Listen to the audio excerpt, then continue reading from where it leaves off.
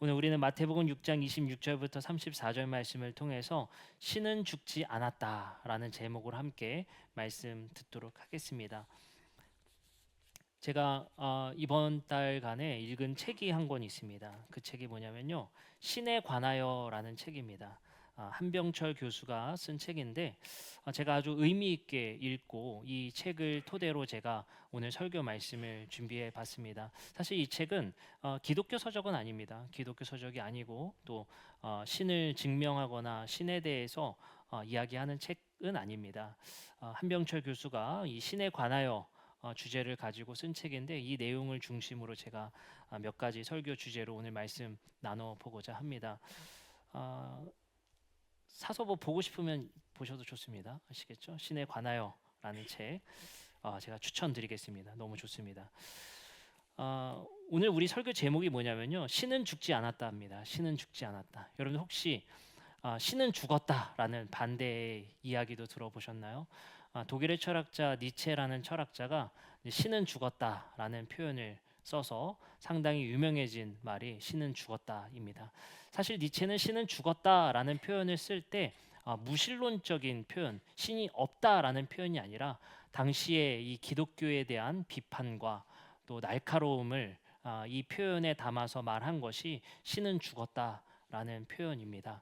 사실상 니체는 신에 대한 부정이라기보다는 신에게 매몰되어서 합리적이고 이성적인 사고를 하지 못하는 당대의 시대상을 비판한 말이 바로 신은 죽었다라는 표현입니다. 니체의 유년기를 보면 5살 때 아버지가 돌아가시고 어머니의 집에서 자라나고 키워지게 됩니다. 근데 아버지가 목사님이셨어요. 기독교 집안에서 아주 보수적인 기독교 집안에서 자라난 환경이 바로 니체입니다. 니체는 성경을 거의 외우다 싶을 정도로 성경에 대해서도 아주 능통했다고 합니다. 그러나 그 니체의 삶 속에서 늘 끊임없이 그를 괴롭혔던 것 중에 하나가 바로 두통이었습니다. 언제 죽을지 모른다라는 고통과 아픔과 절망 속에서 살아왔다는 전기를 볼 수 있습니다. 그런 삶 속에서 아버지를 일찍 여의고 어머니의 가정에서 보수적인 기독교 집안에서 자라오면서 한 가지 큰 회의감에 빠지게 됩니다. 그 회의감이 뭐였냐면요, 당시에 기독교를 지배하고 있었던 죽으면 천국 간다라는 생각들입니다. 사실 죽으면 천국 간다라는 것은 기독교의 전통이기보다는 로마 시대, 헬라 시대의 철학적 사고와 관련된 내용입니다. 플라톤이라는 철학자가 이데아라는 것을 말합니다. 그것을 쉽게 말씀드리면 이 땅은 온전하지 않다는 거예요. 현 시대는 온전하지 않고 하늘의 세계는 온전하다. 그것을 이데아라고 표현합니다. 그렇기 때문에 이 시대의 삶은 불완전한 시대 속에서 온전함을 추구하지 못하고 결국에 우리는 이데아의 세상을 바라보며 살아가야 된다는 생각이 중세 시대 그리고 19세기까지 그 서양의 굉장히 중요한 사고적인 철학이었습니다. 기독교가 지배하고 있었던 시대였던 것이죠. 그런 사고적인 생각에서 자기는 언제 죽을지 모르는 두통 속에서 자라왔던 니체였습니다. 그러다 보니 니체는 결국엔 이 땅에서의 삶이 무의미하고 허무하지 않겠는가라는 생각을 가졌던 것 같습니다. 그러던 찰나에 니체는 철학적 사유를 통해서 이런 주장을 하게 됩니다. 신에게 매몰되어서 이 땅을 살아가고 진리를 찾는 것에 온 힘을 다하면 결국엔 우리가 이 땅에서 사는 것이 무슨 의미겠는가? 오히려 이 땅에서 창조적 삶을 살고 이 땅에서 현세의 뜻을 찾는 것이 더 중요하다라는 표현을 쓰게 됩니다. 그러면서 니체는 신은 죽었다라는 매우 파격적인 주장을 하게 됩니다. 근데 오늘 제목은 뭐죠? 신은 죽지 않았다라는 제목으로 함께 이야기를 들어보고자 합니다. 이런 철학자의 주장과 같이 사실 이 시대는 니체의 말대로 신은 죽은 시대와 같이 살아가는 것 같습니다. 신을 찾지 않는 시대인 것이죠. 어쩌면 풍요 속에서 살아가는 이들에게 신의 필요를 더 못 느끼는 시대인 것 같습니다. 어린아이들에게도 마찬가지인 것 같습니다. 어린아이들 중에 천국을 소망하는 친구들이 있나요? 지옥 갈까 봐 무서워서 신앙생활하는 친구들이 있나요? 별로 없습니다. 옛날 같으면 청소년부 사역을 할 때 같으면 친구 한 명 데려오면 문화상품권 줄게 하면 두세 명씩 막 데리고 올 때가 있었는데요. 피자 사줄게 라고 하면 두세 명씩 데리고 올 때가 있었는데요. 여러분들 피자 집에서 시켜 먹으면 돼요 라고 말을 합니다. 그렇기 때문에 피자로 문화상품권으로 꼬셔서 교회 데려오기 참 어려워졌습니다. 그러다 보니 신앙생활에 대한 필요 별로 못 느낍니다. 옛날 90년대야 청소년들이 교회에 오면 선진적인 문화를 발견하고 교회를 또 좋아한 면도 있었습니다. 교회만 가면 큰 화면에서 영화 볼 수 있다. 교회 가면 따뜻하다. 교회 가면 시원하다. 교회 가니 문화상품권 준다. 세상보다 더 발전했었던, 더 압도적이었었던 교회를 좋아했었던 것 같습니다. 그러나 지금 시대는 거실이 얼마나 안락한 인테리어가 되어져 있습니까? 큰 TV로 집에서 볼 수 있습니다. 그러다 보니 굳이 교회에 대한 장점을 아이들이 못 찾는 것 같습니다. 그러다 보니 이 기독교 신앙을 전통 속에서 계속 지켜오던 사람들에게는 이것을 계속 지켜야 될 전통과 신앙으로 생각하지만 청소년들과 어린아이들에게는 이 교회를 왜 가야 되는지에 대한 물음표 속에 살아갑니다. 그것이 바로 우리 지금 시대의 신은 죽었다인 것 같습니다. 신을 찾지 않는 시대입니다. 한병철 교수는 이러한 시대에 대해서 신에 관하여라는 책을 쓰게 됩니다. 왜 우리는 신을 찾지 않는가? 왜 우리는 신을 발견하지 못하는가라는 책을 쓰게 됩니다. 여기에 한 구절을 읽어드리겠습니다. 이렇게 말합니다. 보기와 듣기의 위기인 것이다. 신은 죽지 않았다.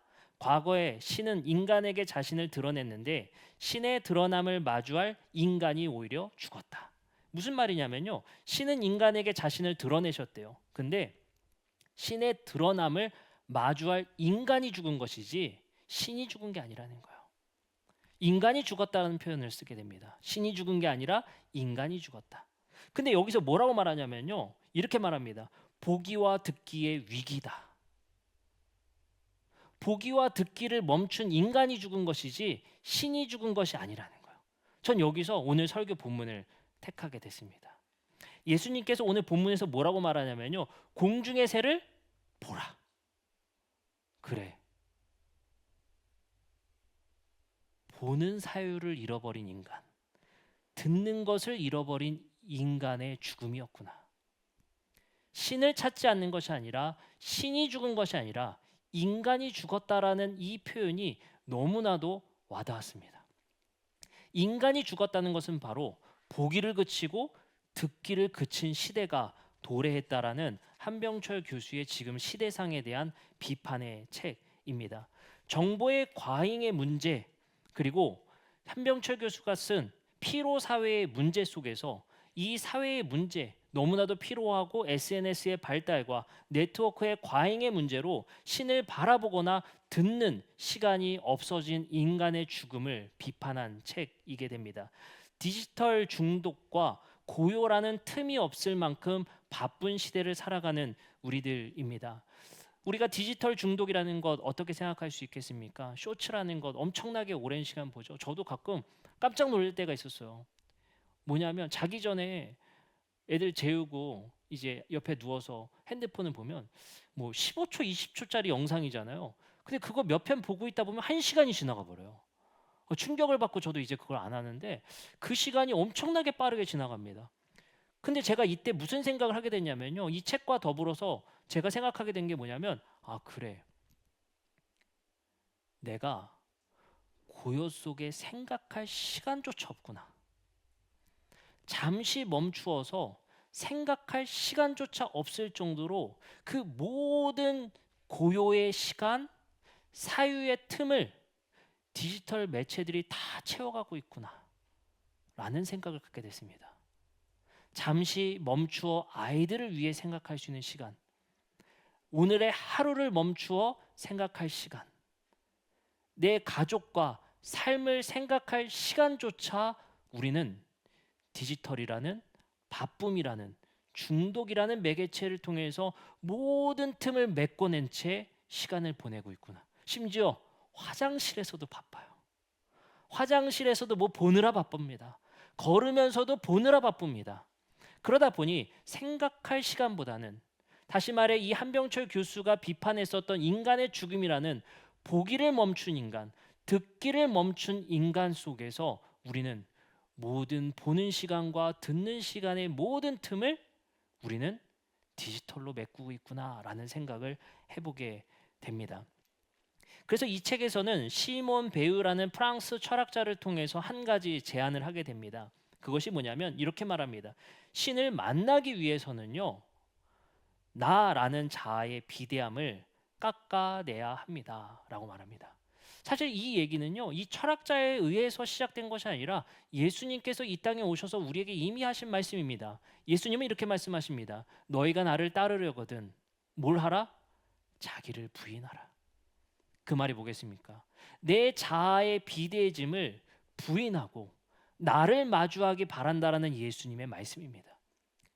그것과 같이 이 사람도 나라는 자아의 비대함을 깎아내야 도리어 신을 만날 수 있다고 말합니다. 신은 죽었다가 아니라 오히려 우리가 신을 없다라고 할 정도로 우리가 죽었다라고 표현하는 겁니다.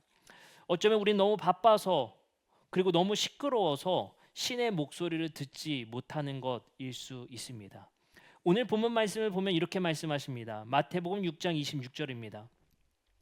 공중의 새를 보라. 심지도 않고 거두지도 않고 창고에 모아들이지도 아니하되 너희 하늘 아버지께서 기르시나니 너희는 이것들보다 귀하지 아니하냐라고 말씀하십니다. 저는 이 말씀을 오늘 해석하고 싶지가 않아요.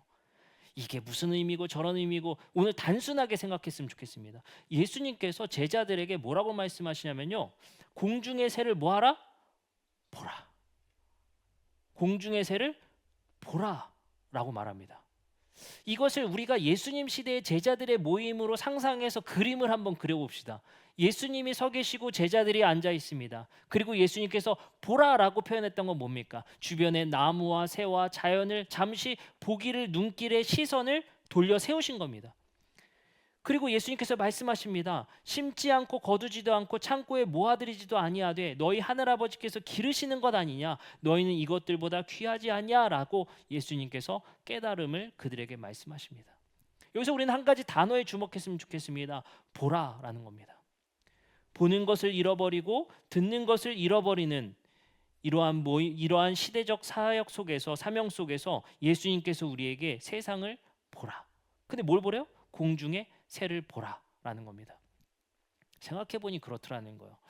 우리가 살아보다 보니까요, 주변을 둘러볼 시간조차 여유조차 두질 않는 것 같습니다. 누가 그러더라고요. 멋들어진 자연의 세계에 여행을 간 거예요. 근데 보는 게 아니라 찍는 데 열중하는 거예요. 누가 그러는 거예요. 콘서트장 가서 콘서트를 듣지 않고 녹화하는데 이거 보고 있는 거예요. 그 사람을 보지 않고 화면을 보고 있는 거예요. 그러면서 시간을 우리는 보내게 됩니다. 예수님께서 뭐라고 말씀하세요? 공중의 새를 보라라고 말씀하십니다. 이것이 우리에게 굉장히 중요한 메시지를 주는 것 같습니다. 그리고 이렇게 말씀하십니다. 마태복음 6장 27절입니다. 너희 중에 누가 염려함으로 그 키를 한 자라도 더할 수 있겠느냐? 34절입니다. 그러므로 내일 일을 위하여 염려하지 말라. 내일 일은 내일에 염려할 것이요 한날의 괴로움은 그날로 족하니라. 다시 한번 생각해 봅시다. 27절과 34절이요. 너희 중에 누가 염려함으로 그 키를 한 자라도 더할 수 있겠느냐? 그러므로 내일 일을 위하여 염려하지 말라. 내일 일은 내일이 염려할 것이요 한날의 괴로움은 그날로 족하니라. 여러분 이게 무슨 말씀인 줄 아세요?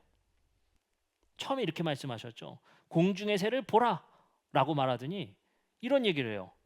너희 중에 누가 염려함으로 그 키를 한 자로 더할 수 있냐? 염려하지 말라. 내일 일은 내일 염려해. 우리도 되게 할 수 있는 얘기잖아요. 근데 이게 뭐냐면요. 이 메시지를 보면서 제가 한 가지 떠오른 게 있습니다. 아, 그래. 뻔한 이치조차도 깨닫지 못하는 삶이었구나. 내일 일을 오늘 염려한다고 해서 해결될 문제가 아니라는 건 다 알아요. 예수님도 알고 제자들도 압니다. 근데 예수님 뭐라고 하셨냐면요. 이렇게요. 야, 멈춰서 공중의 새를 봐봐. 그 말이 뭐겠습니까? 우리는 우리가 알고 있는 것 잠시 멈추어서 우리가 이미 깨달아진 것조차 깨닫지 못하고 생각하지 못하고 우리는 어떻게 합니까? 지금 내가 매몰되어 있는 것에 고민하느라 오늘 일에 염려를 하느라 우리가 뻔히 알고 있음에도 그거를 생각하지 못한다는 겁니다. 그래서 예수님께서는 이렇게 도전을 주신 거예요. 멈추어서 공중의 새를 보라. 이게 뭐겠습니까? 야, 니네 잠깐 멈추어서 생각해봐. 니네 잠깐 멈추어서 바라봐봐. 그거 아닌 거 알잖아.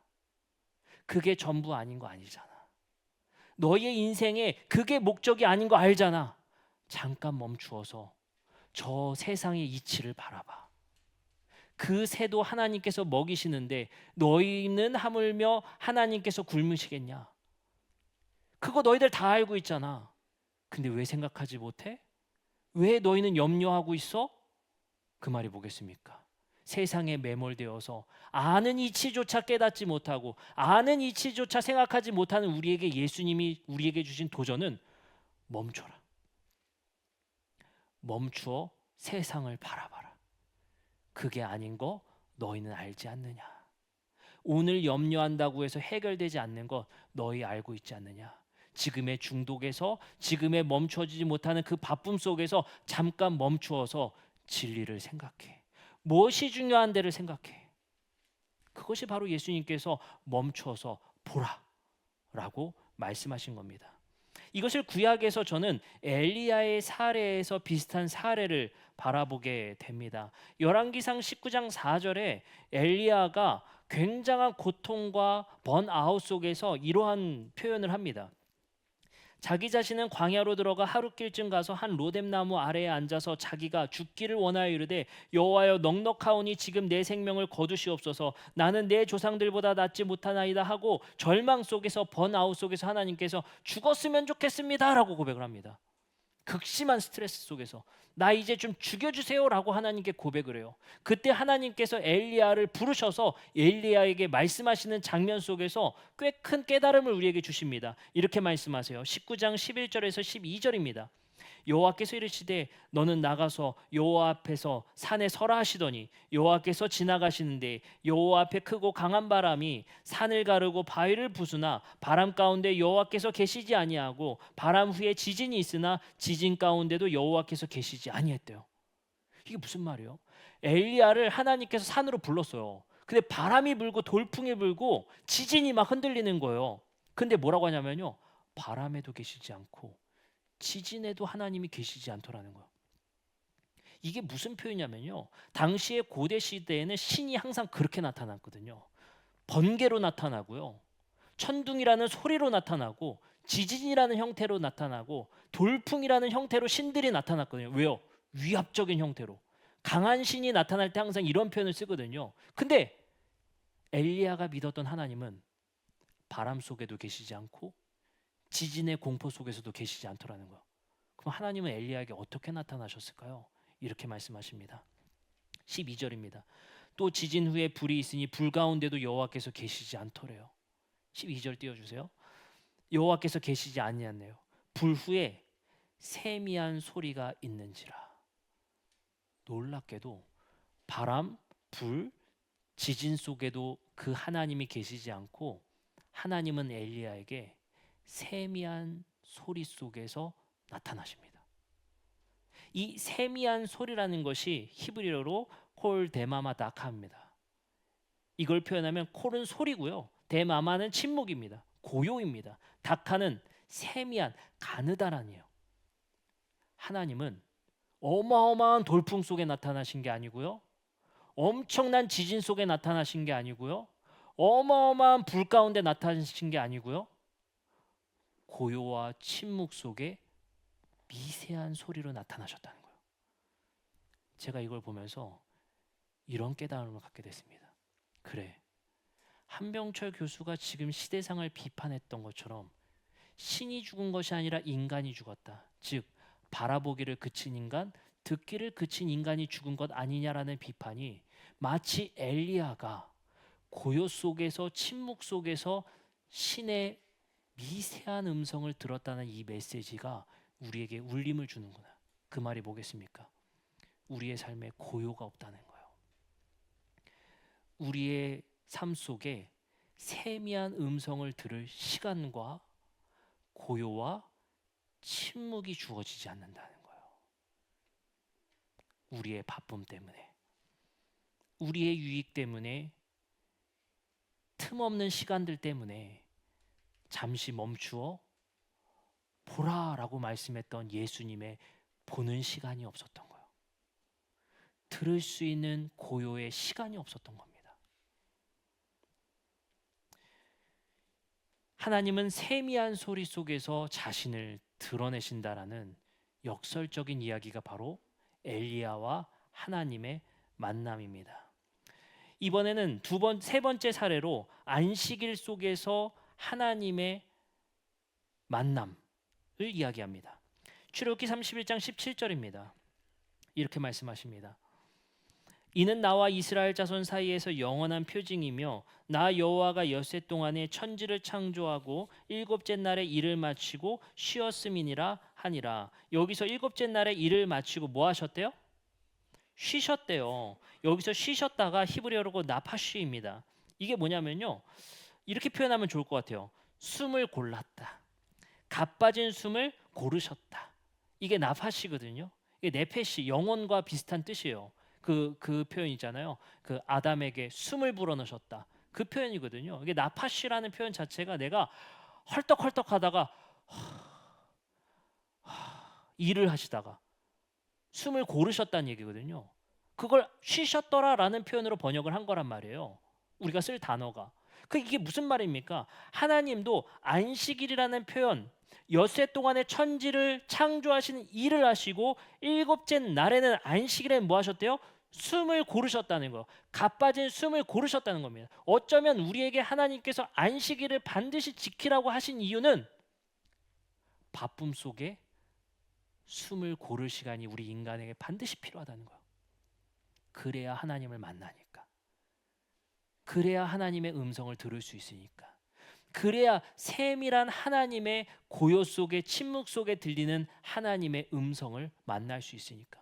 어쩌면 한병철 교수가 주장하는 것과 성경에서의 말씀은 같은 이야기를 하는 것 같습니다. 그것이 무엇입니까? 우리는 신을 못 만나는 게 아니고요, 신을 우리는 죽었다라고 표현할 게 아니라, 신이 부재한 세상이라고 표현할 것이 아니라, 어쩌면 신을 만날 수 있는 감각이 부재한 거예요.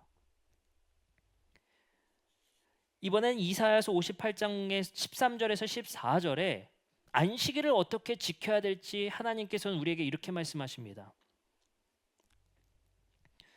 만일 안식일에 내 발을 금하여 내 성일에 오락을 행하지 아니하고 안식일을 일컬어 즐거운 날이라 여호와의 성일을 존귀한 날이라 하여 이를 존귀하게 여기고 내 길을 행하지 아니하며 내 오락을 구하지 아니하며 사사로운 말을 하지 아니하면 내 여호와 안에서 즐거움을 얻을 것이라. 내가 너를 땅의 높은 곳에 올리고 내 조상 야곱의 기업으로 기르리라. 여호와의 입의 말씀이니라. 여러분들, 안식일을 어떻게 지키라고 이렇게 가이드라인을 주시는데요, 뭐라고 하냐면요, 오락을 행하지 말래요.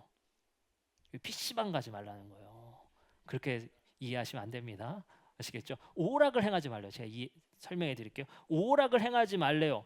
사사로운 말을 하지 말래요.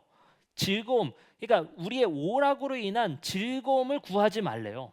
그러면 신성한 즐거움을 얻게 될 거래요. 여기서 오락이라고 하는 히브리어가 헤페츠라는 단어를 쓰는데, 이게 뭐냐면요, 자신의 욕망과 이익을 위해 쓰던 시간이 오락이거든요. 여기서 표현하는, 이 PC방이 아니에요.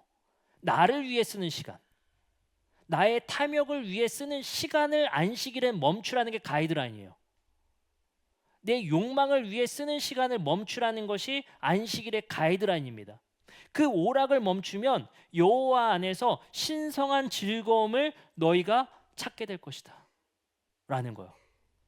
다시 말해서 안식일이라는 것은 내 안에 있는 것을 비워냄을 통해서, 내 욕망을 비워내는 시간들을 통해서, 어쩌면 헐떡이던 우리 숨을 고르는 시간들을 통해서 엘리야에게 나타났던 세미한 음성을 들을 시간을 너희가 확보하라는 거예요. 그래서 우리가 주일날 막 밴드 형식으로 막 그렇게 화려하게 하는 것도 좋지만 가끔은 고요와 침묵이 필요한 것 같아요. 조용히 하나님의 세밀한 음성을 들을 수 있는 그 시간. 예수님도 우리에게 그렇게 말씀하시죠. 어디서 기도하래요? 골방 가서 기도하라는 거. 우리에게 어쩌면 골방의 시간이 필요한 때가 아닐까 생각해 보게 되는 말씀입니다. 빌립보서 2장 6절부터 7절에는 이렇게 말씀하십니다.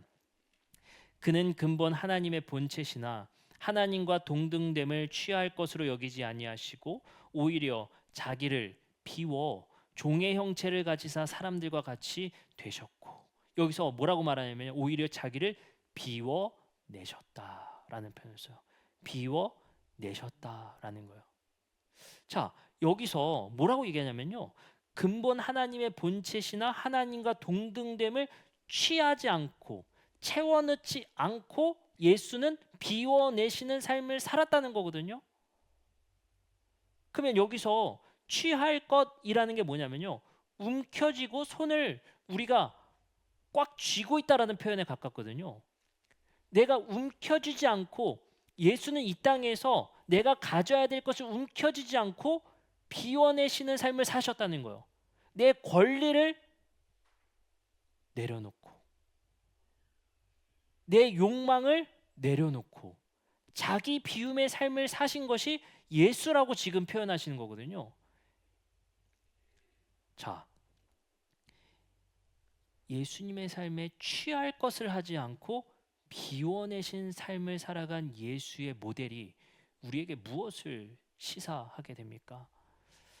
우리를 비워냄을 통해서 어쩌면 우리의 틈새를 메꿔내는 이 시간의 이 바쁨 사회 속에서 많은 것들 비워냄을 통해서 하나님이 자리할 공간을 확보하라는 이 안식일의 명령의 가이드라인을 다시 한번 생각해 보셨으면 좋겠습니다. 그런 면에서 예수 따라다니라 바빴던, 내가 이것이 나의 사명이라 바빴던, 이것이 내 목숨과도 바꾸지 못할 만큼 중요하다고 여겼던 제자들에게 놀랍게도 예수님은 뭐라고 말씀하세요? 야, 공중의 새를 봐라. 너희들이 지금 따르고 있고 집착하고 있고 매몰되어 있던 것을 잠깐 내려놓고 하늘을 봐. 여러분들, 멈춤과 보는 것과 듣는 것을 회복해야 될 것 같습니다. 잠시 멈추어 내 마음의 소리에 귀 기울이는 것, 하나님의 그 마음과 울림을 기다리는 고요와 침묵의 시간을 확보하는 것, 우리의 바쁜 일상 속에서 숨을 고를 시간이 필요한 것, 취하는 삶을 그치고 비워내는 삶을 살아내는 것, 오락을 그치고 탐욕을 그침을 통해서 신성한 즐거움을 맛보게 되는 시간인 겁니다.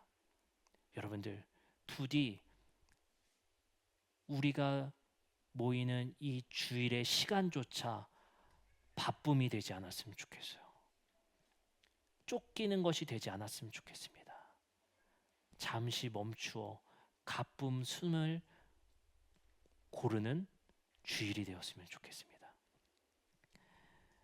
신명기 15장 7절에서 8절에 하나님께서는 우리에게 이렇게 말씀하십니다. 내 하나님 여호와께서 내게 주신 땅 어느 성읍에서든지 가난한 형제가 너와 함께 거주하거든 그 가난한 형제에게 내 마음을 완악하게 하지 말며 내 손을 움켜 쥐지 말라. 취하는 삶이 아니라 비워내는 삶을 살아라. 그 손을 펴지 아니한다면 하나님이 들어갈 공간이 없다라고 말씀하십니다. 오늘 말씀을 마치면서 빌립보서 2장 5절에 우리에게 이렇게 말씀하십니다. 너희 안에 이 마음을 품으라 곧 그리스도 예수의 마음이니 라는 것입니다.